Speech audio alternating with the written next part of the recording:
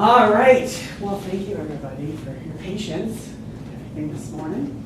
Today is Vagina Day, and later you'll be able to tell me why that is a misnomer and why I shouldn't call it Vagina Day, but we'll get to that. So we'll be spending most of today on female anatomy and then most of next week on male anatomy as well as sexual response. But first, let's start with a clicker survey so I can get a sense of where you are, where you, at least you think you are. So when it comes to sexual anatomy, A, what's anatomy? B, I feel like I have much to learn. C, I have a good handle on it but could learn more. Or D, I'm an expert. Oh, I got an E yesterday. I'm a sexpert, right? Oh, I forgot to start the clicker thing. Step one. Give you time to think about your sexpertation. That one doesn't work. Sexpertise, that's it. Sexpertise, thank you. That's much better. Sexpertation would be some kind of train. Yeah, all right. All right, go ahead and put in your answer. Thank you for your patience again.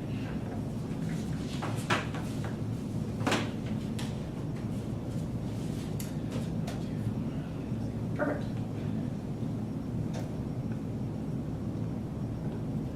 All right, ooh, a sexpert in the class. Very exciting. Most people have some places to go. I like it, have some understanding of anatomy. I always like that. But we are going to learn quite a bit. So you may feel at some point like you don't know anatomy at all because of some of the things I talk about. You go, I didn't know any of that. But that's okay, you're not alone. I also teach the same exact thing to the PA department, the physician's assistants. So becoming physician assistants. And they don't know any of this either. So we are not taught a lot of this even in anatomy and physiology classes. Has anybody had anatomy and physiology? No? Okay. Because it really is amazing how little they actually go over the sexual anatomy. So you don't have to write any of this down. I want you to get a sense of this. I want to talk about some of the significance of this. So this is in the womb, right? A baby in the womb. This is at 6 weeks of development. Only a month and a half into those cells growing, and we start to see a differentiation between sex organs. Right? So what's happening here at 6 weeks is we're getting a message from our chromosomes saying to either develop as a male or female. What usually designates female chromosomes? Do you know? XY. XX. Okay. Which one's XY? Male. Yeah. So male is the XY, right? So if, how do I want to put this? Female is the go-to gender for human beings. Right? If the body isn't given any signals, it develops as a female, regardless of other things. If the Y chromosome is there, then it sets a switch off in the body, and it tells the body's genital organs to develop as a male. We call it virilization. So if the body accepts this signal, and we're going to talk about that later when we get to gender, that sometimes even when this switch is pulled, the body doesn't always accept that. So in some cases, the body is resistant to that Y chromosome or those male hormones that are being produced. We'll talk about hormones. They're not really male or female because everybody has all of them. It's just about who has the most. That's what we usually designate as either male or female hormones. But it's so hard not to get ahead with everything before we get to the stuff. All right, so if there's a Y, then it tells the body to develop as a male. If there is no Y, it develops as a female. Now, what I want you to notice about this is that it all starts from the same cells, right? The same cells are either developing as a vulva, which is what we're going to call the entire thing. We're going to get to that too, or the penis and the testicles. So one of the things that we're going to discuss is that pleasure comes from nerve endings, right? If I touch things, my fingertips have a lot of exposed nerve endings, right? And they're very, very close together, which makes it particularly sensitive. So our genitals have the same thing. Now I want you to notice that the same structure that makes the head of the penis makes the clitoris in the female. Now, when we expand tissue, right, those nerve endings are expanded as well in terms of they're farther apart from each other. So, as sensitive as we know the head of the penis is, that means that all of those nerve endings are packed in to that little clitoris, right, which means it packs quite a punch, right? Right? We're down with that? Okay, good. So, really, when we're talking about the genitals, it's really shades of the same thing, right? So we're going to talk about structures. When we talk about female anatomy, one of the reasons it takes a lot longer than we'll take with male anatomy is because we're going to talk about the same things. The bladder is the bladder, no matter what male or female. Some of the structures we're going to call different things depending on whether they're male or female, but they do the same thing. So I'll say this is kind of like the prostate, but with females, things like that. If you don't know what the prostate is, that's all right. We'll get to that. All right. So one of the things that we can see about this similarity, that this is just one structure that's either developing in this way, or some shade of that. This is not an exact thing either. We'll talk about that quite a bit. Is this underseam to the penis. So it really is a seam. It kind of looks like a seam as well, but it really is. It closes up before it gets to the 12th week of development. But we know that biology isn't exact. So for some males, that seam doesn't quite close up. And we call it hypospadiasis. And that's just fun to say, hypospadiasis. So it means that there's a hole on the underside of the penis. What happens? What's the consequence of that?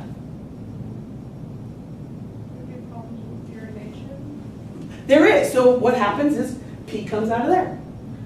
Depending on the size of the hole, it can come out of there as well as the hole. Right? It could be a dribble or it could be a splash. Right?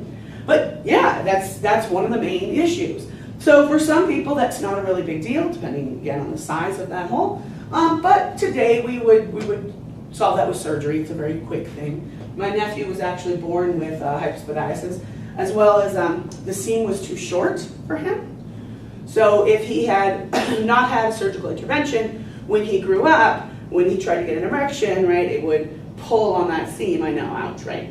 And it would cause a lot of pain.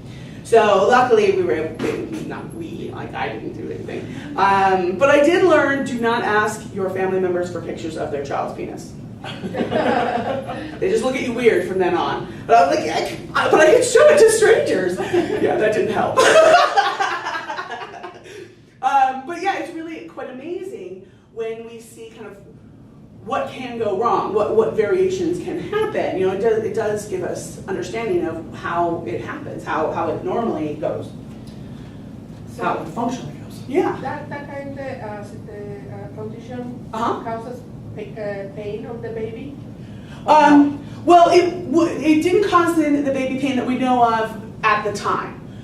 Babies do get erections, but they're not really strong erections, yeah.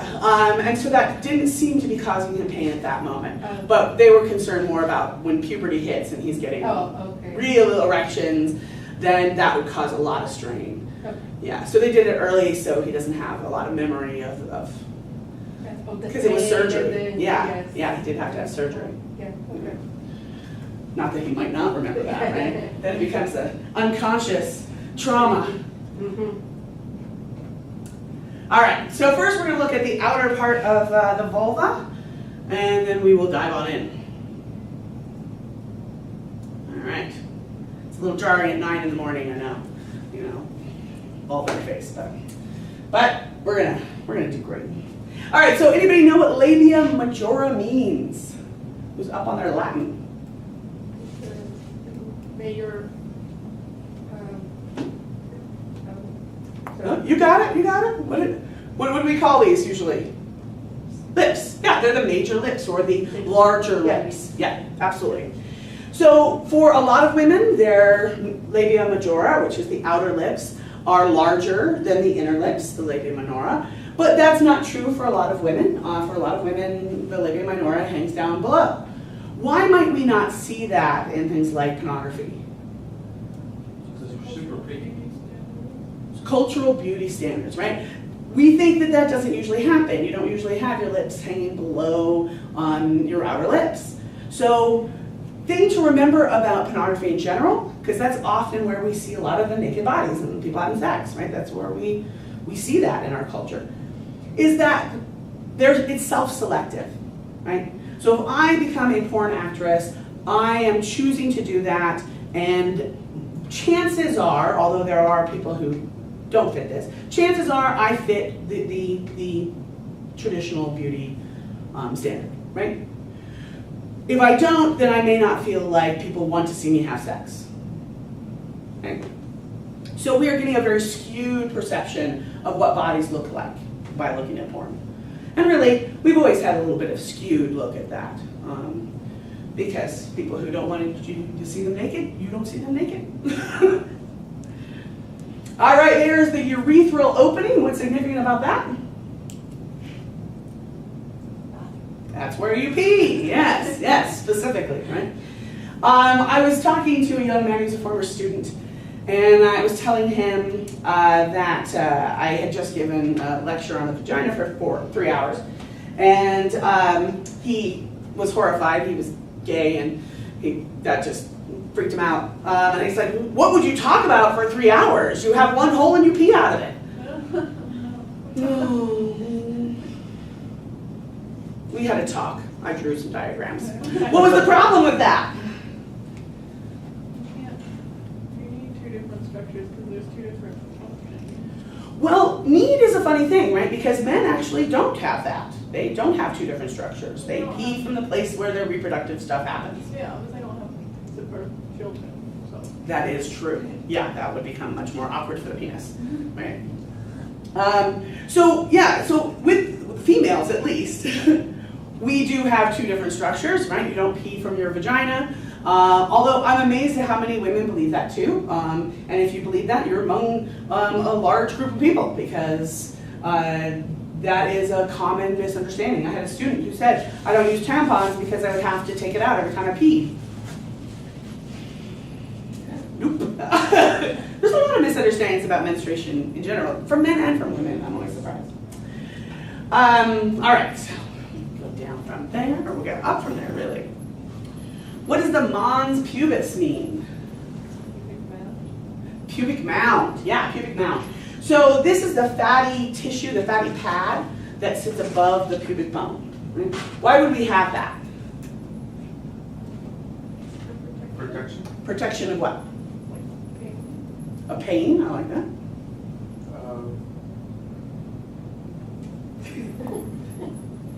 Stuff. What she said. What she said. Yeah, it is for protection, right? The hitting the pubic bone itself would be very painful. I had the honor of getting to know my pubic bone when I was about 13, and I was mowing the lawn, and I hit a rock, and I didn't know that could happen to women, that you could get hit in the crotch and it'd be painful, but that's that mons pubis. So yeah, the mons pubis is fairly sensitive, and it is there for a little bit of cushion, but that also means it can get bruised and all that kind of stuff, and it is fairly sensitive. Yeah, not a good way to get to know your mons pubis. I don't recommend it. All right, the prepuce, or the hood of the clitoris. Excuse me. What is the hood of the clitoris for? What's that about? Is it kind of like? I'm sorry, I feel like I keep trying. What? No, what's it kind of like the foreskin on the penis? It is, yeah. It's about protection, right? We want to keep that structure as protected as possible because it has a lot of work to do, right? My most fun parts of trivia. I love trivia, but it's all weird sex trivia that I know. So my fun part about the clitoris is that it's the only structure in humans that only has one purpose, and that's pleasure. We have found no other purpose at all for the clitoris except pleasure. So, well done, ladies. Good job. It's good stuff. So it's there for protection. So a lot of times we'll talk about it with, especially when we go over a sexual response cycle, that it looks like the clitoris is leaving the room, right? It's hiding under the hood. It's not quite hiding, it's actually becoming erect. And so we're going to look at the structure of the clitoris and why it does that, why it seems to retreat under the hood. But it's still there, everything's fine. Some people will get their hood pierced. If you hear of a clitoral piercing, that is not the actual clitoris. You would not want to pierce the actual clitoris. Don't go to a place that would do that to you. It's the hood. It pierces the hood. So what happens is that piercing rubs on the clitoris, and that's one of the reasons why people like it, because it creates pleasure. It can also create a callus, though. That's the downside, because it's always rubbing against something. So that's what our bodies do. It creates calluses so that it doesn't hurt when that happens. There is the clitoris. We'll get a better look at it when we go inside.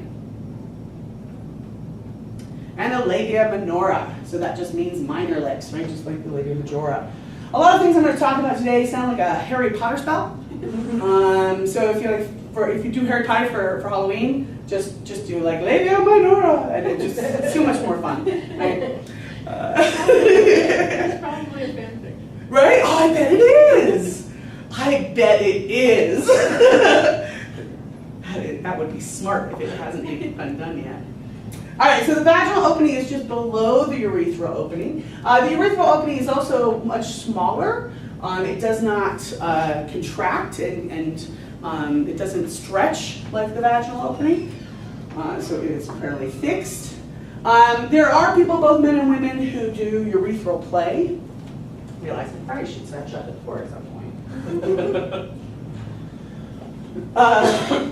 So the reason they have special tools for urethral play because the urethra is very sensitive and it can be torn quite easily. There have been many a little boy who has stuck a stick into his urethra and done quite a bit of damage. Yeah, that's not nice things. And women have done it too, but little boys just really like to stick things in their urethras. Why not, right? They're just trying things. So what this looks like, and it's called a sounding, is a stick that has a little ball in the end. This is much bigger than most are. However, it's a weird story, but I was in a sex stop in Columbus, Ohio. And I was there for a conference, but of course I had to go to a sex shop for professional reasons. And they had a set of these, and they kept getting larger. And so the smallest one was about this. They were stainless steel, and they had this shape. And the largest one, this would be about to size, was that.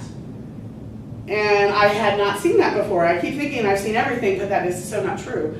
So I had to ask the owner, what's going on there? What's that about? And he said that's for gauging your urethra. Just like, that people gauge their ears, their ear hole bigger. Yeah. So doing the same thing, but to your urethra. And no judgment, right? It happened, so I wanted to understand it. So I went online and said, why would you gauge your urethra? And I got nothing at all, which was really shocking to me. That nothing. There was things about how to do it, but nothing about like why would you do it? What's the pleasure of it? What's the thing, right? What's the kink? What's the whatever? So I can't tell you. I would love to know. If you find somebody who knows why they're gauging their urethra, send them my way. I'd love to talk to them. But yeah, apparently that's a thing. So good to know. Questions?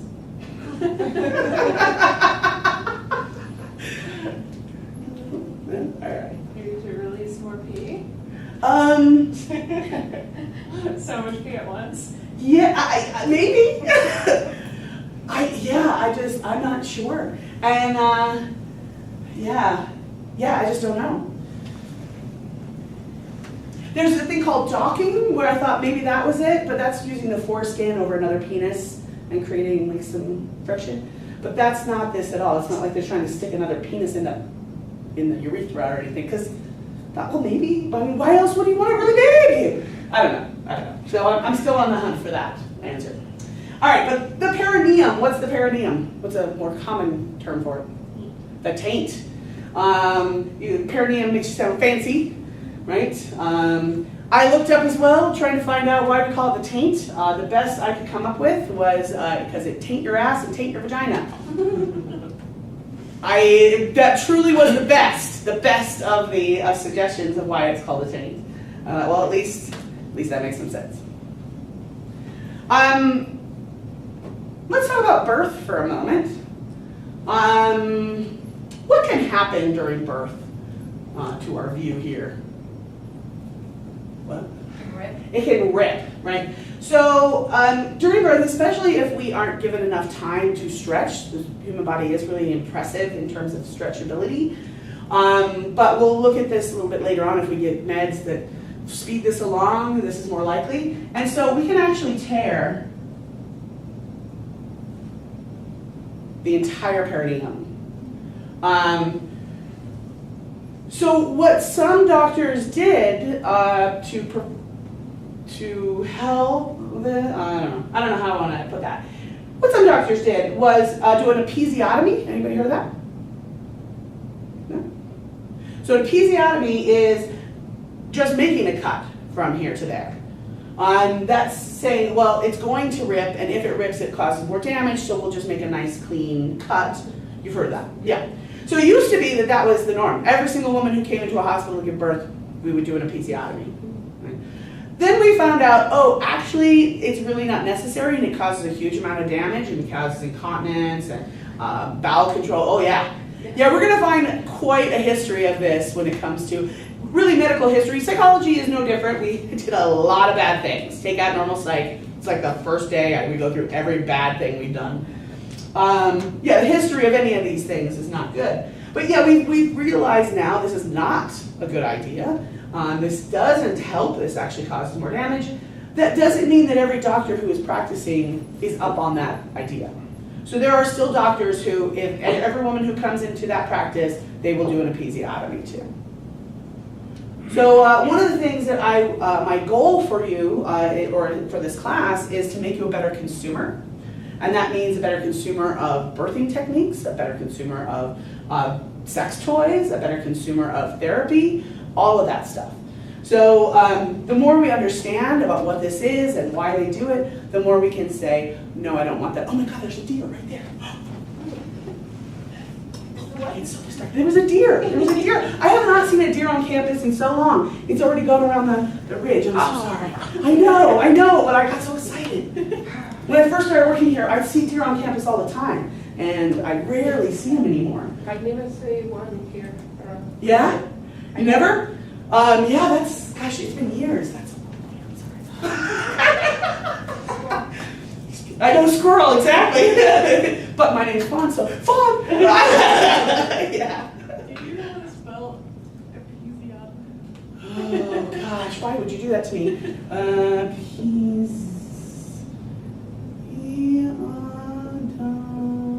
Oh God. That's my best guess. It's probably just I do slides so I don't have to spell. But yeah, it's a disturbing history to look at with episiotomies. All right, and then we have the anus. That's going to be the same with both males and females.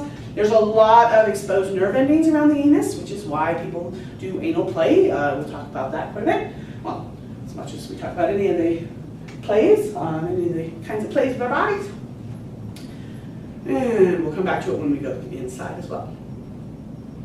All right, so here is the clitoris. We're going to give its own slide because one of the more disturbing parts of history is how little we have understood female anatomy. I think I might have talked about it last time that we actually kept female anatomy out of the textbooks, out of medical textbooks, right, for doctors to learn about this because it was unseemly. We didn't discover the internal workings of the clitoris until 1998.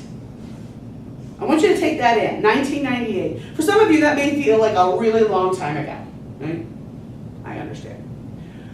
I took human sexuality in 1993. That's disturbing, right? 5 years before they understood this. So I took a graduate human sexuality class, before they understood what the clitoris actually was like on the inside. Yeah, and I'm just a young thing, right? Yes. Thank you. Millie's new and she's already nodding. She knows how to work this. Come on, you know? So really, our understanding of female anatomy is so new. So we call this entire structure the glans clitoris. We know that there's more to it than just that little bloop. One of the main parts of it, it's got these wishbones on, it's like a wishbone shaped structure on either side, and either side is called the corpus cavernosa. So we wouldn't give it different designations for either side. What does that sound like besides a really good Harry Potter spell, right? Corpus cavernosum. What does that sound like? You may have heard one or two of those words before. Or something like body. Yeah, body. Corpus Christi, body of Christ. So yeah, corpus. What does that sound like? A hole. A hole, yeah, it's a cavern, right? So it's a cavernous body. So we're going to fill that cavernous body with what, do you think? Muscle. Nope. Nerves. Nope.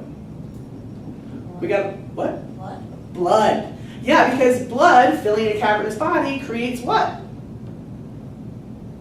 Pressure. Yes, which creates what? Pleasure. Yes? Keep throwing words. One more. We identify in the penis. Blood into the penis creates what? Erection. Erection. Same thing's happening here, right? So this structure becomes erect, and this, when it's laid down like this, normally, when it becomes erect, it does this, right?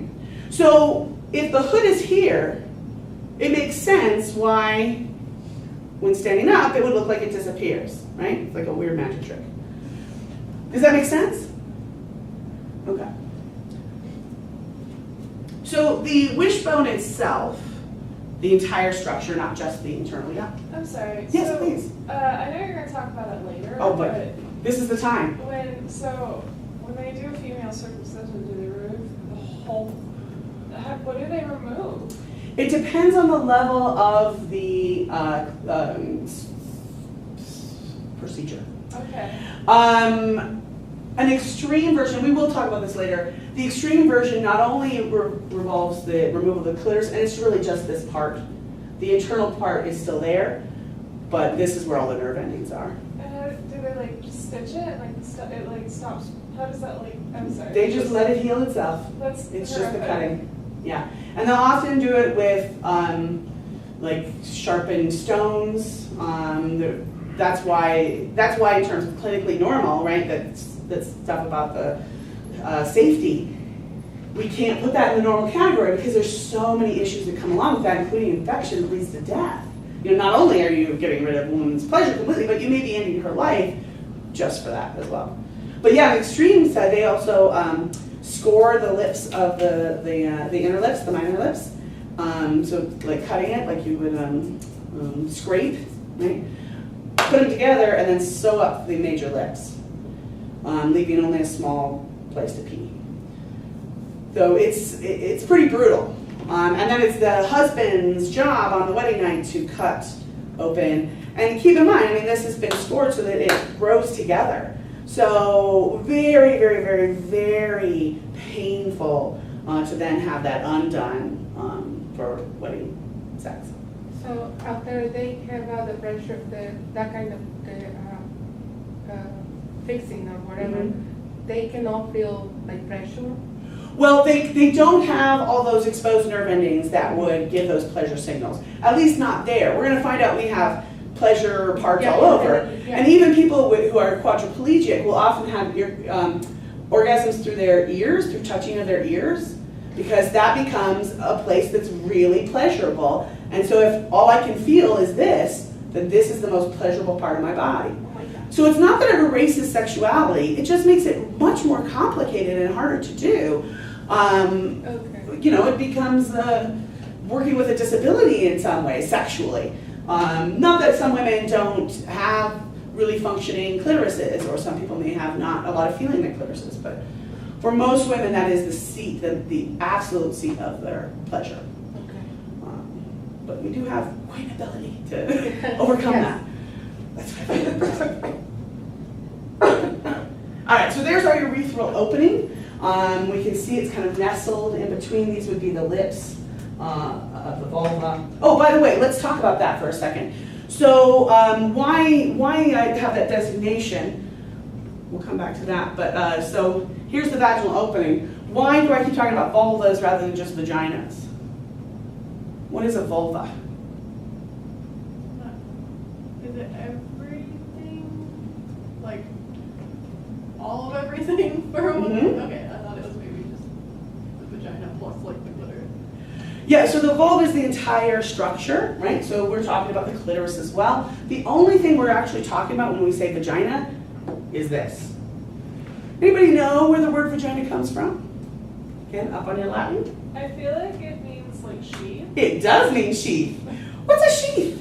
that place where you put a sword. That's right. Thing you put your sword in, right? Right? Yeah. Who named that? Man. A dude, yeah. Because it's from that perspective, right? What is this thing? This is something I put my sword in. So that's what it is now, it's a vagina. So one of the things that people will often talk about is our language, right? How even in our language kind of perpetuates this idea of this is the only important part of this structure. So you will hear me say vulva, vulva, vulva, vulva a lot, right? And we'll get to the bulb of the vestibule and then we'll come back to the review. All right, so this is really, really exciting, this part, because this is really new to our understanding, the bulb of the vestibule. It's also been called the urethral bulb. It just depends on who's talking. You'll find that too if you take anatomy and physiology, they have different names for these things. We just haven't, as a species, agreed on one name.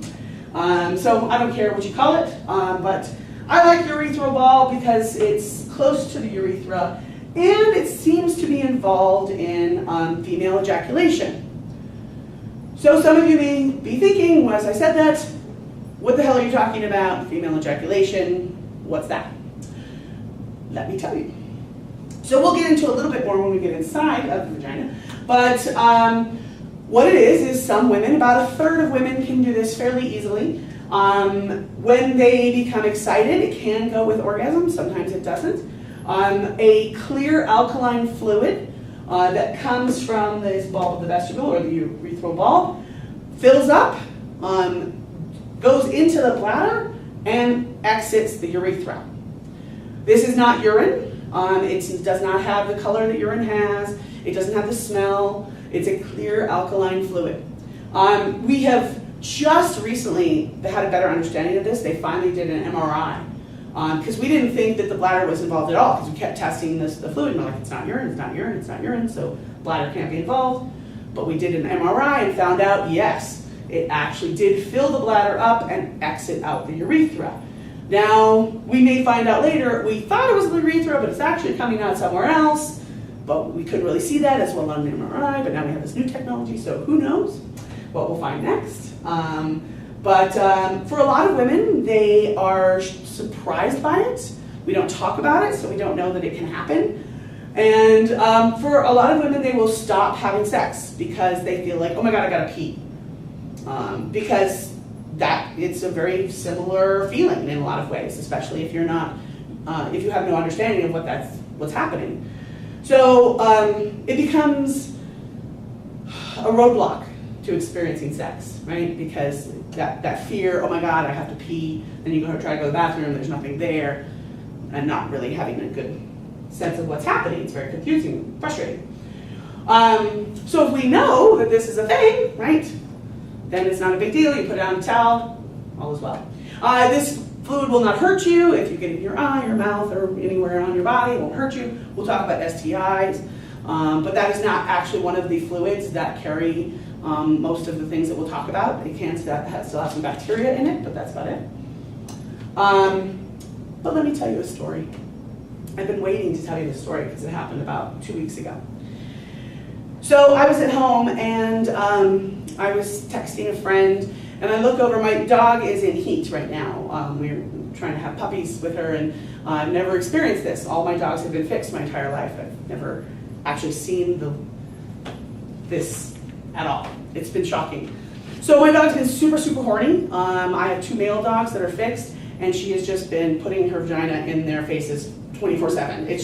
It's amazing. And they want nothing to do with her. They're like, oh God, what are you doing? So this poor thing is just chasing them around, right, for weeks. Well, for a week now. And she finally found a pillow, like a outdoor couch pillow that she found, and she started to hump it. And I was kind of happy for her, like she just seemed so frustrated. So she humps away for about a minute, and then a clear fluid comes out of her. She stops humping, she smells it, and then she walks away.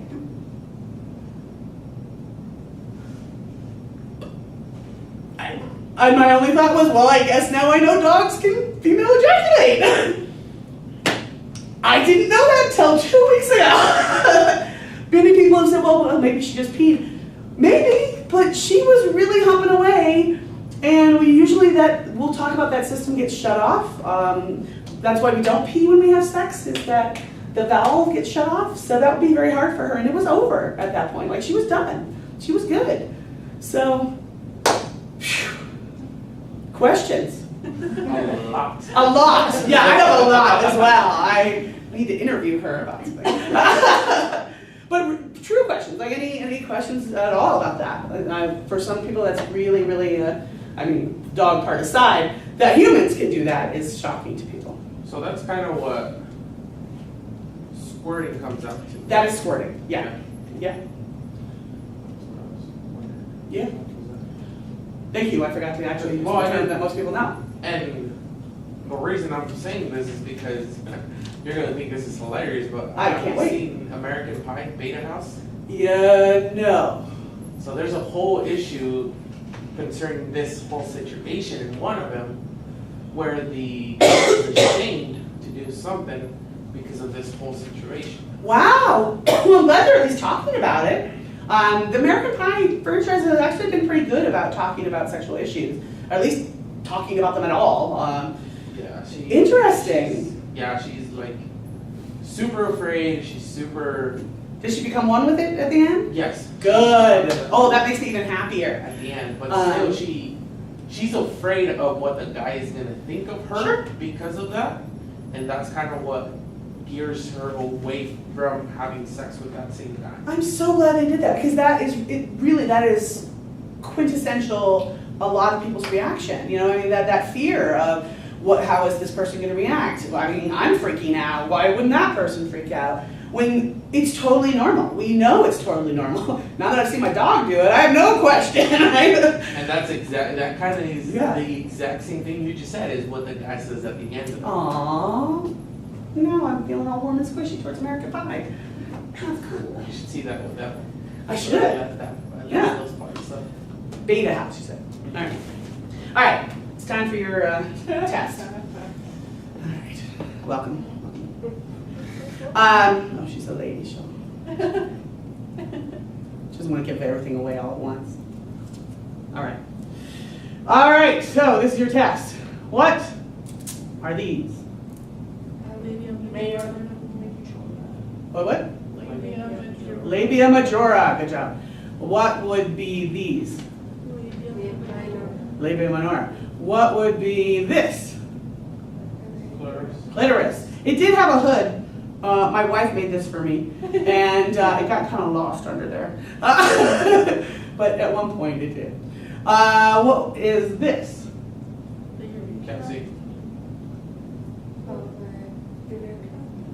Urethra. Yeah. And what is? I know, back good. Reach on in. Reach on in. Reach in? Yeah. To do what? Oh, there's something in there. What? I don't know. Pull it out. Pull it, I can't pull it out. Oh, come on. There we go. Okay. Chlamydia. Good job. You know, you should have asked some questions before you put your hand in there. Good job resisting that. We'll see. that again later. That'll come up in a little while. All right. So she's there for professional purposes later. All right, but let's go back to the clitoris for a moment. So this is Sophia Wallace. She's an artist, and she wants to educate people about the clitoris, and she wants to change how we understand the clitoris and our cultural reaction to it. So see what you think. One of the pieces that she will show, I need on this campus. Like, I have to have it. Somebody needs to work on this for me. You'll figure it out. My name is Sophia Wallace. I'm a visual artist, and I'm working on a project called Cliteracy. Cliteracy is a project that deals with a paradox, which is that everywhere we go, we see sexualized images of women's bodies, and sort of the female body as a subject, whether it's in the history of art or it's in advertising used to sell products. We've only learned about the anatomy of the clitoris in the last 15 years. And there's a crisis where women are not actually having pleasure, despite the fact that their sexualized bodies are everywhere. This project is a project that deals with the clitoris, literally the discovery of the clitoris, information about the clitoris. The clitoris as a metaphor, a symbol, and as a subject for art. The first time I exhibited the Cliteracy installation, it went viral on Tumblr, and within like 2 weeks I had 20,000 reblogs. So people had a huge response. As someone who's trained in photography, I love images, and I've always been drawn to making images of people. And that's been my space. Like, that's where I'm drawn, that's where I'm inspired, that's where I find the material for my work. It has turned out to be this really exciting experience because suddenly I'm in this whole new realm of like text and installation and art, and now collaboration and working sculpturally, working with arms in a three-dimensional space and creating a space where people can kind of come together and interact with the work. Right. And for me, like this project has always been about more than just the limitations of like the white walls of a gallery or museum. It's about breaking through these taboos, using blasphemy intentionally to point out this false logic that makes no sense. It's actually harmful. Obviously, it's harmful for women, but it's harmful for everybody. What I want people to get from my art with Cliteracy is to talk about the clit, to think about the clit, to treat the clit on equal terms as the penis. All the language that we have in English in terms of profanity goes back either to female genitals or the idea of what happens to them. So we think of the words cunt, twat, pussy, fuck you, motherfucker, faggot. What are these words about, right? It's about the shame of having female genitals, and it's about the shame of what happens to those genitals. And that this idea that being on the receiving side of penetration is this shameful act. There's something done to your body that makes you less and less worthy. We need more language, and we need to get outside of this frame, and we definitely need to stop attacking and thinking that the only way to talk about the female body is to destroy it. Thoughts?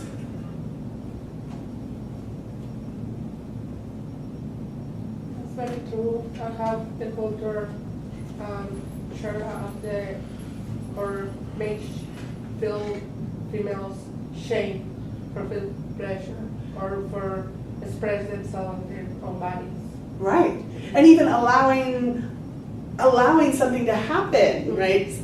I liked what she said about that. The shame the shame that we're supposed to get comes from allowing people to have sex with us, and then every time we do, it somehow lowers us, it lessens us, right? Especially some of the talk we have about virginity, right? That you are somehow lowered.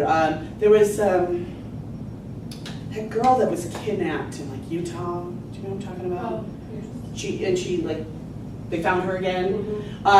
She talked about her experiences taking human sexuality in college. And or it wasn't human sexuality, it was in college, and they were talking about virginity and how important it was, and that if you give it away, you lessen yourself every time. And she spent years being brutally raped. What are you supposed to think about yourself then, if that's the case? So it was really, especially hearing it from her, was a really interesting perspective that we often don't think about in that way. It's true. Even I commented in Mexico, if you get married and you're not virgin, they have the right, the men have the right to give you back to the parents because you don't learn. Yeah, it's not an unusual part of culture. In fact, most cultures have had something like that, where if the woman, it doesn't matter if the man, right, if the woman is not a virgin, then that is a lie. And in some cases, that meant the woman's death. Yeah. Um, Well, in Mexico, it's like Yeah. a shame for the whole family. Sure. But it's really, because you can lose your virginity in like many situations, not having sex with another man. But Right, what are we actually talking about with this loss of virginity? What? Yeah. Hymen, yeah, it's a breaking of a hymen, right? We'll look at that a little bit when we go in. But yeah, it's that's what we associate as the loss of virginity, but that can happen in so many different ways. But we still have that idea that breaking of a hymen equals that. Yeah, having sex. Yeah.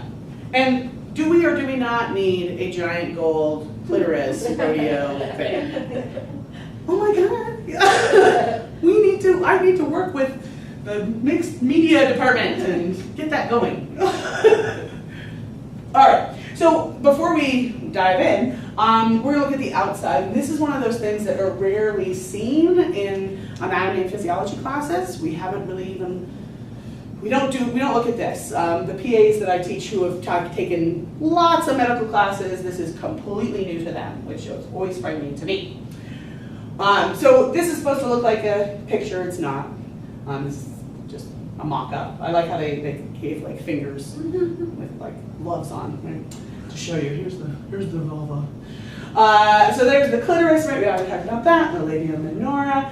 The urethra, you can see again, the urethra is such a small opening. It's very tiny, which I think is why a lot of people, including women, think that maybe they pee from their vaginas, just because even if you look at it, which most people don't, you may not see it. But it's the Skene's glands and the Bartholin's glands that I really want to highlight. So the Skene's glands is one that we think is associated with that female ejaculation. It may be that the ejaculate is actually coming out of here. We don't know. We have really limited understanding based on what we can see. MRI has been the best, but even the MRI may not be able to see that there's something right next to it that's being activated.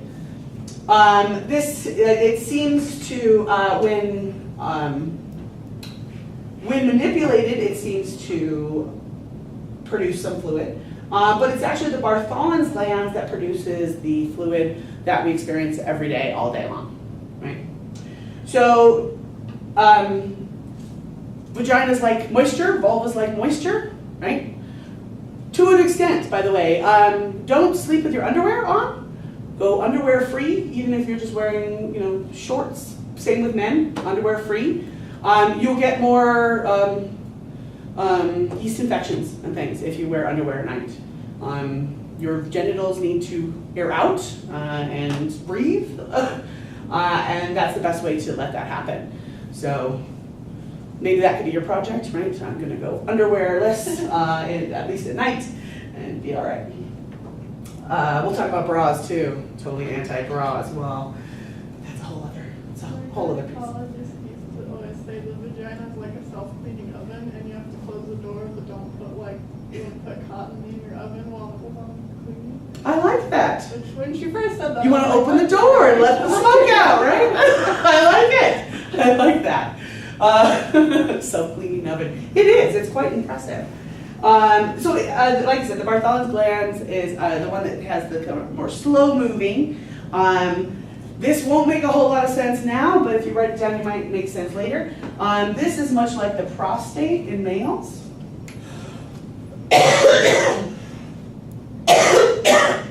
The prostate is going to be responsible for a lot of male ejaculate. So we think of semen as mostly sperm. That's not actually the case. Most of the fluid that comes from that comes from the prostate. The Bartholin's glands, this one you really won't know, but I'm telling you anyway, it's much like the Cooper's gland in the male. This creates pre-ejaculate, or pre-cum.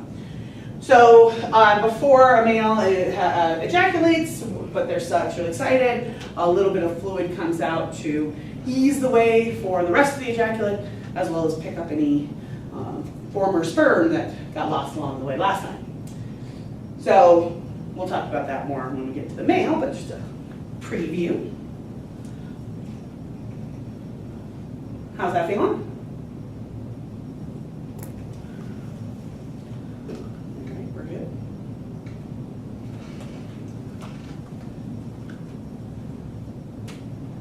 And then you can use this information to make others feel stupid.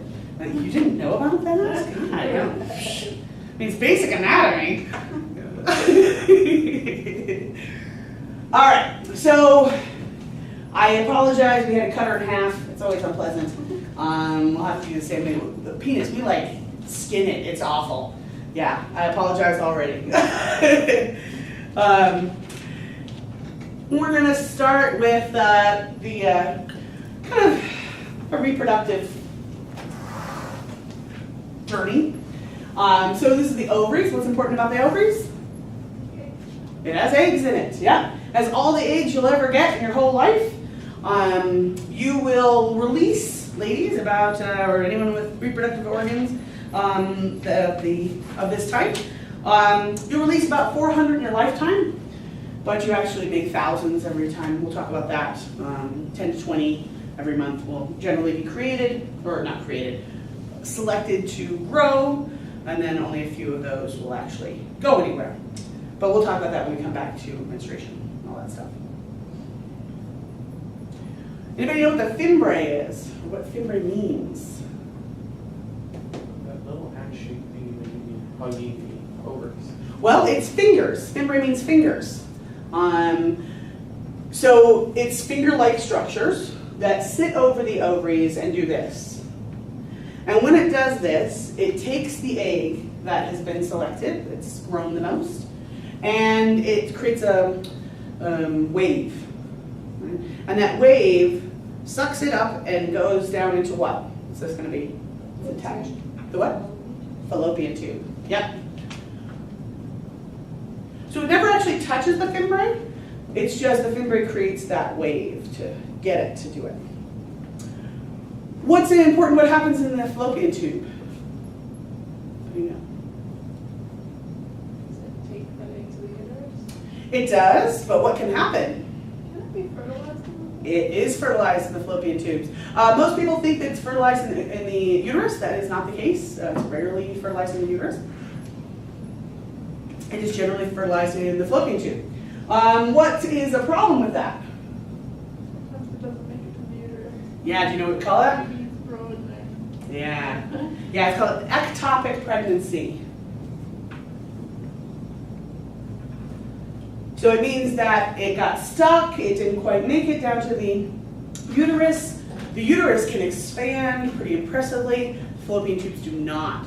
So this actually can cause a lot of damage. It can blow out the fallopian tube, and it actually can lead to death. So it's, when we talk about abortion later on, even places that have no legalized abortion will treat this. If you let the mother die, the baby dies too. That doesn't make any sense at all, right? This is not a viable pregnancy in any way. So what often happens when ectopic pregnancies occur, and it can actually happen outside of the uterus. I met someone who had a pregnancy on her internal organs. Like, I didn't even know that could happen. That scares me. No judgment, but it's scared. I didn't know that could happen. She had endometriosis. Anybody know what that means? What's that mean? It's like a lot of pain. Do you know what's causing the pain? So we have an endometrium, which is the lining of the uterus. What is that? What's it made of? Huh? Is it muscle? No? That's the uterus itself. The uterine wall is muscle. But what's the lining made of? We shed it every month, ladies. Blood. Blood, yeah. So the endometrium is a special kind of blood, but it's like a really sticky kind of blood that really sticks to the uterus. So what happens is there's a hole in that muscle, and the endometrium has gotten outside of the uterus, and it starts to grow on the uterus itself. So during menstruation, it starts to do this, right? And what happens is all that endometrium on the outside starts to cause pain because that shouldn't be there, right? So it does get it off, but it causes a lot of pain to do so, and then it's generally absorbed back into the body. But that endometrium can actually grow on the other organs as well, depending on how large that hole is. One of the things I hope that will come out of this next couple of days of lecture is you'll just be so happy that your body works as well as it works, right? And it may not be perfect, but so many other things could be going on, right? The biggest cure for endometriosis is actually childbirth. If you give birth, if you gestate a baby, it actually closes up all those little holes. But if I am not planning to have a baby, that seems like a really weird decision to make, right? Just to solve that. Surgery can be done in extreme cases, but it's a tough one. Some women just deal with it the rest of their lives. Some people. Let's see, where were we? Okay, so ectopic pregnancies. And so if there is a now fertilized egg, right, it goes from the fallopian tube to the uterus, where it hangs out. We're going to talk about that. What do you see as the relationship between the uterus and the bladder? Egglets and kind of the same general area. I like that. What else do you notice? Imagine a giant baby in that uterus. What's the relationship between the bladder and the uterus? It would press onto the bladder. Yeah, because if you've ever dealt with any pregnant woman ever, or been a pregnant woman, you have to pee all the time. They just have to pee constantly. The bigger the baby, the more you have to pee, right? Because this is actually collapsing the bladder. So by the end of that pregnancy, you have that, right? And when that gets full, you got a pee, right? So it's not an illusion, right? It's not that they just think they have to, no, they actually have to pee because that's the only available room they have. Does that make sense? So be nice to pregnant women. I'm going through a lot.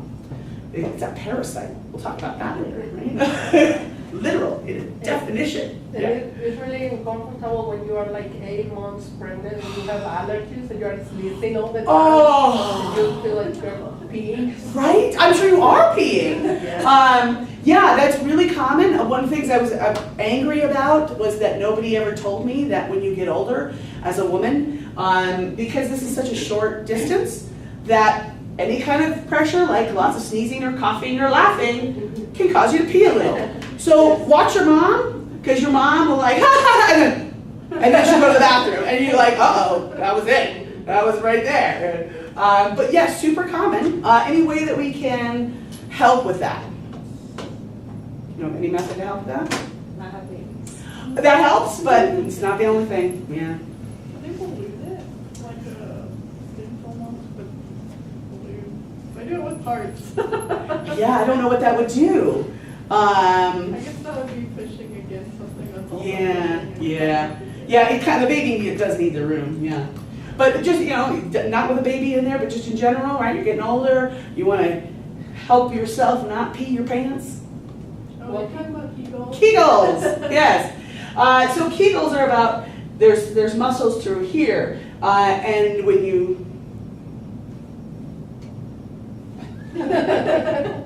what was it? Flex a muscle. When you flex that muscle, it's like a muscle. It gets stronger. So one of the best ways of doing this, males can do this too. I don't know of anything that helps with it, but you can do it. Is while you're peeing, you stop the stream a few times, right? So you pee a little, stop, pee a little, stop. It's hard to do, and if it's really hard to do, then you know your Kegels are super weak. So the more you do it, the more easily you can do it. But that's just a good way of finding those Kegels. Is that's what's activated when you cut off the stream. All right, good stuff. You can do it right now, though. I did by 3.